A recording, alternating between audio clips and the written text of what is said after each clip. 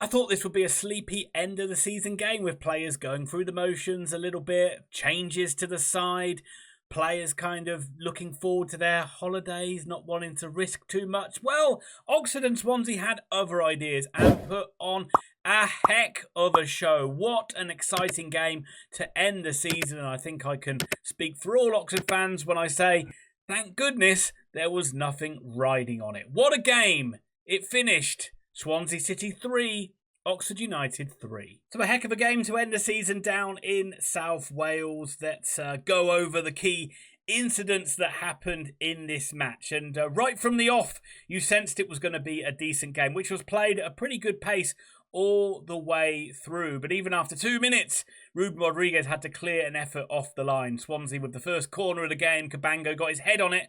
It kind of slowly bounced towards goal, and thankfully for Oxford, Rodriguez was there to just hack it clear. And then just a few minutes later, after 8 minutes, you saw Oxford put together one of their best team moves, not only of this game, but probably of the season. Some delightful one-touch football between Rodriguez, Mills and Romani, and it nearly got Rodriguez in, but it was just a little bit too far ahead of him from Romani's touch, and Rodriguez was on the stretch, and he could only poke it towards goal, and it made it quite easy for Lawrence Vigouroux to make the save. The game settled down a little bit, and Swansea started to take control. They started to boss possession. They started to push Oxford back, and on 23 minutes, they took the lead.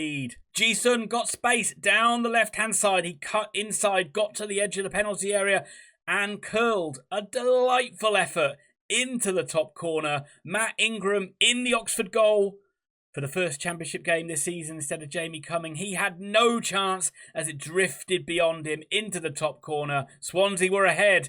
It was a heck of a strike. But it was all Swansea at that point, and just 2 minutes later it should have been 2-0 to the Swans. Gregg Leigh caught in possession. The ball was pulled back to O'Brien, who was in acres of space in the middle of the penalty area. But O'Brien, for some reason, took far too long on the ball, and when he did eventually get his shot away, Elliot Moore was able to step into position to block it. A big let-off for the U's. Swansea were in control, but Oxford were still having their moments in possession, but they did get back into the game 5 minutes before half-time, 40 minutes on the clock. Swansea's goal was good, but Oxford's goal was right up there from the top drawer as well. Of course, Oxford's goal came from a set piece. A free kick played to the back post. It was headed up in the air by a Swansea player. Gregg Leigh, who'd actually fallen to the ground, got back up and hit a very sweet volley, connected with it beautifully, and it raced across goal and nestled into the opposite corner. Vigouroux had no chance. A wonderful strike from Gregg Leigh, who moves level on goals for the season with Mark Harris with 6. And more importantly, Oxford were back level. And Oxford ended the half the stronger side, and they nearly went in ahead. There was a ball over the top, and Stan Mills was in behind. He was a bit wide on the left-hand side, so it wasn't clean through on goal. We still had a bit of work to do. But I'll tell you what, it was a heck of a strike from Stan Mills, again, from that left-hand side, right across goal. But instead of nestling into the bottom right corner like Leigh's strike did, this time it hit the post and bounced clear. The Swansea players could not believe that Mills was not flagged for offside, but I'll tell you what, the flag didn't go up, so it would have counted. So Oxford went in at half-time all square at 1 apiece, and I'll tell you what, it was a good start and a good end for Oxford United, but in between, Swansea played some really good football. All in all, though, as I said at the start of the video, for a dead rubber, it was a really good game, played in really good spirit by both sides, who wanted to play the game at a decent pace as well. And Oxford, refreshingly, didn't just sit back and defend. They actually did look to try and play some football. But still, the only time they do seem to get a goal is from a set piece. In possession, they didn't have a ton of attacking moves, and it was fleeting, but the build-up play was pretty decent at times from Romani, Mills, Rodriguez and Goodrum. But you have to also credit the Swans, because they play some lovely football as well, and are right up there with some of the best footballing sides in this league. But like a lot of sides, probably a little bit guilty of overplaying. Eom Ji-Sung scored that beauty of a goal, only for Gregg Leigh to level it out with just as good a goal. So a really good game so far, and once again, I will say, from an Oxford point of view, I'm glad there's nothing riding on it.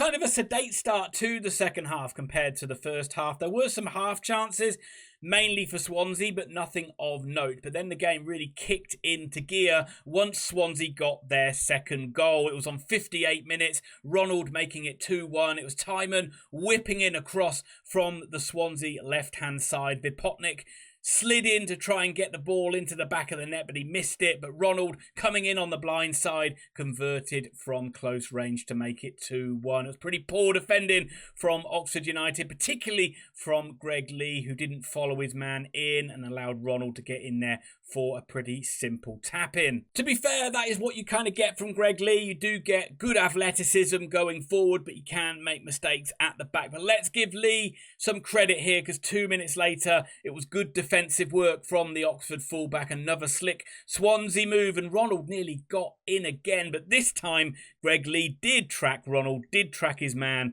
and he was able to shield the danger and get the ball back to Matt Ingram. And it was a timely intervention, because just 2 minutes later, the set-piece Kings levelled the game up once again. A corner to Oxford United. It was hit deep back to the back of the penalty area, and Stan Mills actually did brilliantly to not just get his head on it, but divert it back towards goal. It was then a bit of a melee at the near post, which Gregg Leigh won the header. So let's give Gregg Leigh even more props.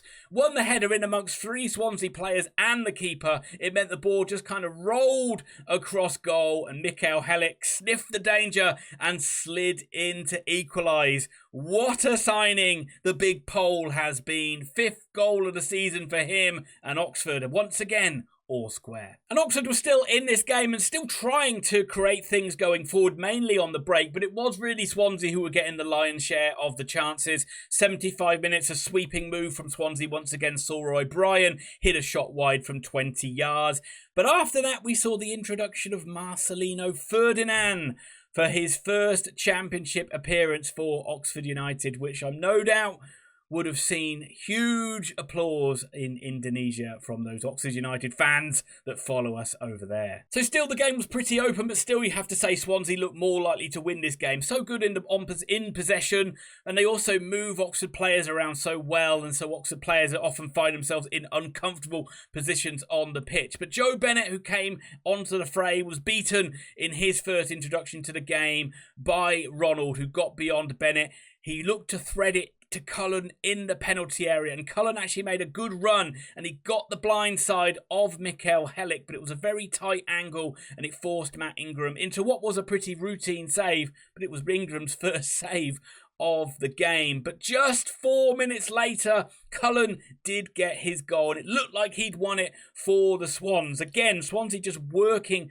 Oxford around and just moving Oxford players into uncomfortable positions, dragging people out of positions. And it was Tyrone again getting an assist with a wonderful cross from that left-hand side. Cullen got in between Helik, got behind Helik in front of Bennett, and converted his dive-in header well. Pretty messy from Oxford United, but you have to give credit to the Swans for another fine team goal. But Oxford still were not done in this game, and Bennett found Tyler Goodrum in the middle of the park. It was a good first touch from Goodrum, which opened up a bit of space for him. He got to near the edge of the penalty area, tried an effort, but it wasn't a good connection, and it was an easy save for Vigouroux to make. But I told you, don't write Oxford out, and in the 92nd minute of this game, Oxford equalised for the 3rd time. Swansea's O'Brien making a right Horlicks whilst playing the ball out from the back. Gifted it to Tyler Goodrum. Tyler Goodrum just waited for players to get beyond him, waited for the runners. He played in Przemysław Płacheta on the Oxford right-hand side. Płacheta got into the area and he fired it home. His first goal of the calendar year. His first goal for a long, long time. A bit shoddy from Vigouroux in the Swansea goal, which Oxford fans certainly won't care about. And overall, who cares? Because this game ended 3-3. What a game. So let's just have a quick chat about both sides. Let's just talk about the Swans first of all. Swansea fans, if there are any Swansea fans watching this, I'd like to know your thoughts on this game. It was a pretty much a dead rubber, but you have to say it was an entertaining game. But Alan Sheehan has done a wonderful job, and not surprisingly, he has been named as the Swansea manager now. It was looking pretty grim under Luke Williams. You were sliding down the table, and I don't really think this Swansea squad should be anywhere near looking at relegation, and Sheehan's come in and really turned things around. And if you'd had a few more weeks of the season, you would have had a real shout of getting into those playoffs. But the game was also about the retiring Joe Allen, who played well while he was playing, still looked like he could play. I'm not sure why he's retiring, but it's his choice. And what a servant he has been to Swansea City Football Club, but also to Welsh football as well. I'm sure the Swansea fans, well, they did give him a huge reception, and I don't know whether there's going to be any sort of testimonial or anything like that, but Joe Allen, what a player. Overall, my thoughts on Swansea from the 2 games you played against Oxford: one of the best sides I've seen this season in terms of the way you keep the ball, move the ball around. I feel Josh Key, such an excellent player, bringing the ball out from the back. But so many players that are just comfortable on the ball and moving the ball around. Maybe you could do with a little bit more firepower up front. Maybe that's been one of your biggest problems. But so many creative outlets. Ji-Sung, Eom Ji-Sung, excellent outlet on that left-hand side. The left-back tie-in with... well, he got given 3 assists on the game, but certainly I'm going to say 2 assists from those crosses as well. Looked extremely good on the ball at all times. And what a wonderful goal it was from Ji-Sung. But generally, as I say, no problems with the Swans in possession, but for some reason they were a little bit untidy at the back. And Oxford did get some joy from hassling and harrying the Swansea players. Maybe they were just coasting a little bit today, and obviously a bad mistake at the end of the game to gift Oxford a chance to get that 3rd goal. But overall, a bit of a mixed bag of a season. Blew hot and cold throughout the season, Swansea, and I'm sure you'll be hoping for a little bit more consistency next season. And if you can carry on the form that Sheehan showed in the early part of his managerial reign or his caretaker reign, then you should be eyeing a run at the playoffs, I would imagine, next season, because certainly one of the better sides I've seen Oxford United come up against. Let me know your thoughts on this season, Swansea fans. Let me know what you hope for next season as well.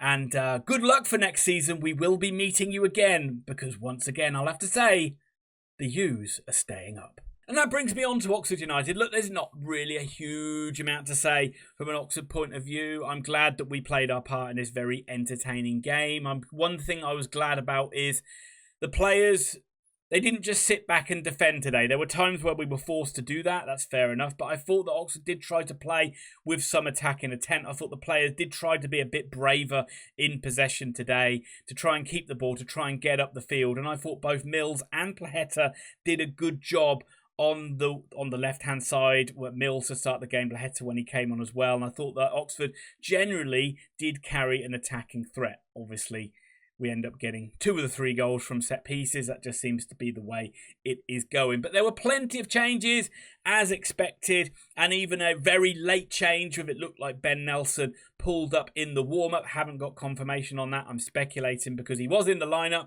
but then Elliot Moore came in and replaced him. But you saw the likes of Matt Ingram get a run out. You saw Mills get a run out. You saw Romani start the game up top. You saw Matos in midfield because Will Vaulks has already undergone surgery. So yeah, there were changes, but I thought if players were playing for their futures, I thought they put in a pretty darn good performance in what was a very entertaining game of football. I like the pressing from the front players. I thought it was a return to form once again from Ruben Rodriguez, who I thought had a decent game. I thought Romani, fits and starts for him, but I thought generally I was encouraged from what I saw. We just don't seem to be able to ever create chances for our strikers, but there is a couple of times where Mills put in some good balls and he didn't seem to be on anywhere near getting on the end of them. I thought Goodrum looked quite good in possession, Mills quite good in possession as well. Brannigan, they seem to be able to get more time to him on the ball, and his range of passing was on point as always. Matos, a real engine room in that midfield as well. A little bit sloppy defensively. I think you have to give credit to Swansea for the way they play, because I do feel that they really push and pull and drag players out of position. And that's how they look to exploit sides, and they certainly did that today.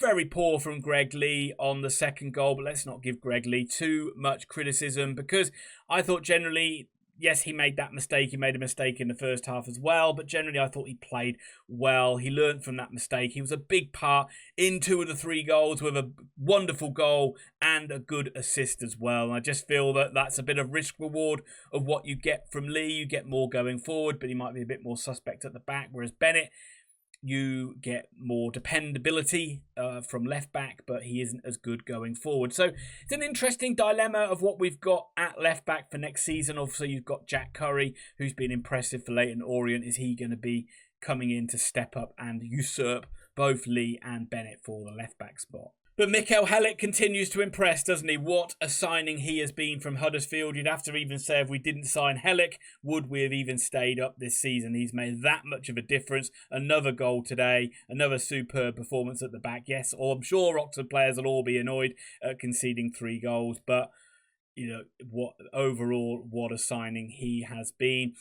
But I'm sure inevitably is going to be a lot of attention turned towards what Oxford do in the summer. I'm not really going to touch too much on that here. We know there's players that you need to move on. You know, we really need to strengthen going forward in terms of adding more athletic players, but also more quality going forward. And certainly in those, from a striking point of view, we certainly do need more of an X factor up the top of the pitch. But there's not too much more to say from me.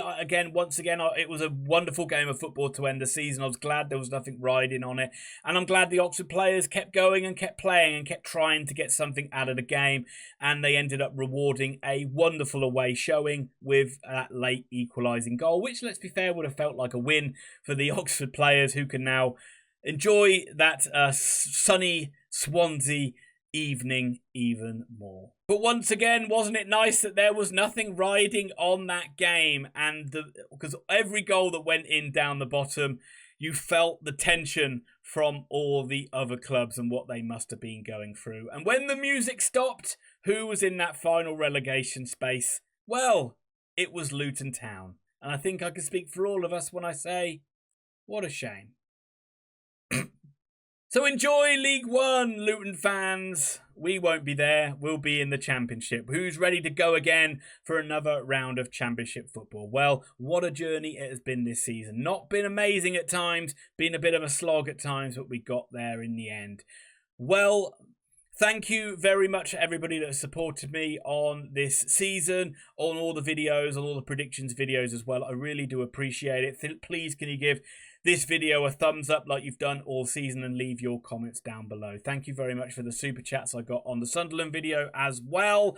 Very much appreciated. And I'll do a video for the playoffs, and I might do an end of season summary. It won't be anywhere near as long as the one I did for last season, but I think I'll do some sort of summary video. So watch this space, Oxford fans. But as for review videos, we'll go again next season. Thank you very much for watching. As always, enjoy your weekend. Enjoy the lack of stress that we've not only had for this game, that we'll have for the next few weeks.